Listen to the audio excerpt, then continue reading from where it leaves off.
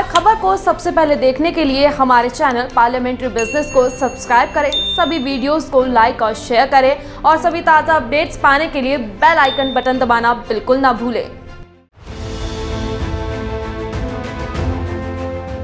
शून्यकाल के दौरान संसद में कई मुद्दे उठे। कहीं अपने क्षेत्र में प्राइवेट बैंकों की मनमानी को लेकर मुद्दा उठा तो कहीं पंजाबी भाषा को जम्मू कश्मीर में शामिल करने की मांग उठी। नेशनलाइज्ड बैंक्स तो अपना कार्य पूरा कर रहे हैं, पर अगर इकोनॉमी को रिवाइव कराना है और क्योंकि एक हम अत्यंत ही बुंदेलखंड पिछड़ा इलाका है, इस इलाके में प्राइवेट सेक्टर बैंक्स बिल्कुल ही आगे नहीं आते।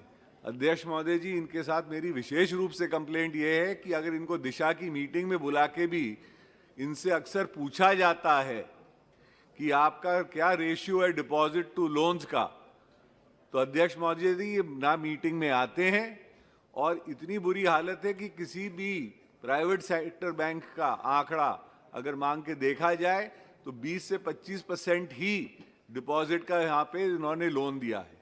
इसकी वजह से हमारे वहाँ जो छोटे स्मॉल और मीडियम इंटरप्राइजेज हैं, इनका रिवाइवल प्राइवेट सेक्टर बैंक्स की वजह से रुक रहा है। फिल्म इंडस्ट्री में ड्रग्स मामले को उठाते हुए बीजेपी सांसद रवि किशन ने कहा कि इसकी तह तक जाना चाहिए। युवा पीढ़ी को बर्बाद किया जा रहा है, सरकार को इसमें कड़ी कार्रवाई करनी चाहिए। बीजेपी सांसद रवि किशन ने लोकसभा की कार्यवाही के दौरान बॉलीवुड में ड्रग्स कनेक्शन को उजागर करते हुए सरकार से इसकी तह तक जाने की मांग की।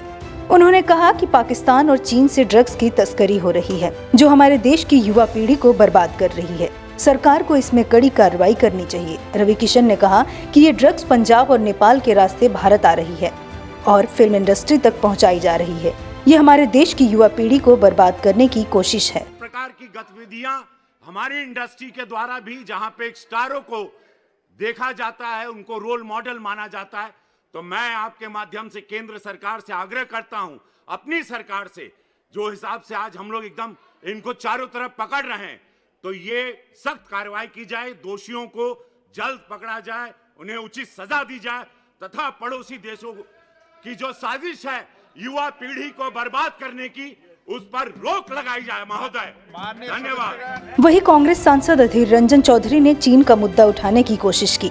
उन्होंने कहा कि कई महीनों से हमारे देश के लोग तनाव में हैं। लोकसभा अध्यक्ष ओम बिरला ने अधीर रंजन को रोकते हुए कहा कि संवेदनशील मुद्दे पर संवेदनशील तरीके से बात रखी जाएगी। सर मैं आपकी जरिए ये सरकार को और खासकर हमारी देश की रक्षा मंत्री को ध्यान आकर्षण करना चाहता है। वह लुको ना,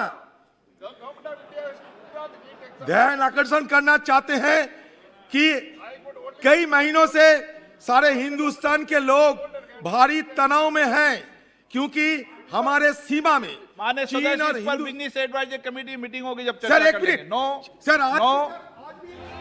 बता दें कि प्रश्नकाल के तुरंत बाद का समय और पटल पर कागजातों को रखने एवं किसी भी सूचीबद्ध कार्य के शुरू होने से पहले के समय को शून्यकाल कहते हैं। Bureau report, parliamentary business.